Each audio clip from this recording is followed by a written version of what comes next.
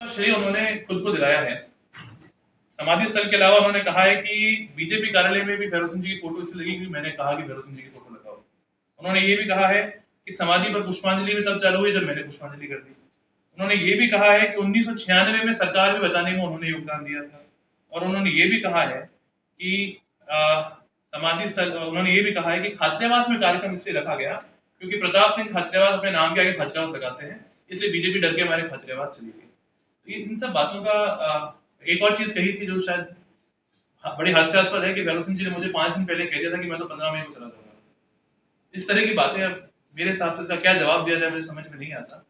खाचरियावास उनकी जन्मभूमि है, उनकी पहली कर्मभूमि रही दांतारामगढ़ विधानसभा क्षेत्र, इसीलिए पार्टी ने निर्णय लिया कि वहां से इस कार्यक्रम का शुभारंभ किया जाएगा।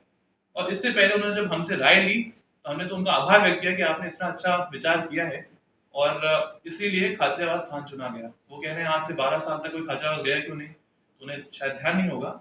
आज से ठीक 11 साल पहले वहां पे खाचरियावास में शेखावत साहब की मूर्ति लगी।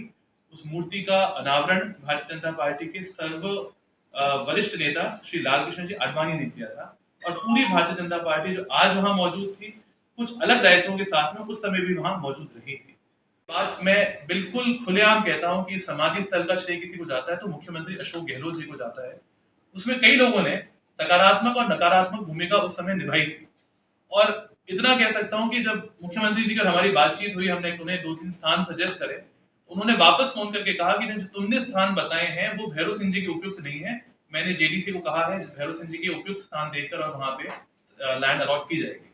तो मैं ये नहीं कहूंगा कि श्रेय मेरा है, मैं ऐसा नहीं कहता, लेकिन उसमें कई लोगों ने सकारात्मक भूमिका निभाई, कई लोगों ने नकारात्मक भूमिका निभाई। उसका पूरा श्रेय कह देना कि मैंने कहा परिवार वाले तो उठाने को तैयार हो रहे हैं, नरपत सिंह जी मुझसे हॉट टॉक्स कर रहे हैं वगैरह, इस टाइप की बात मेरे हिसाब से परिवार का सदस्य तो छोड़िए, दुश्मन भी इतनी झूठी बात वो भी उस स्थान पे खड़ा होकर नहीं कहेगा।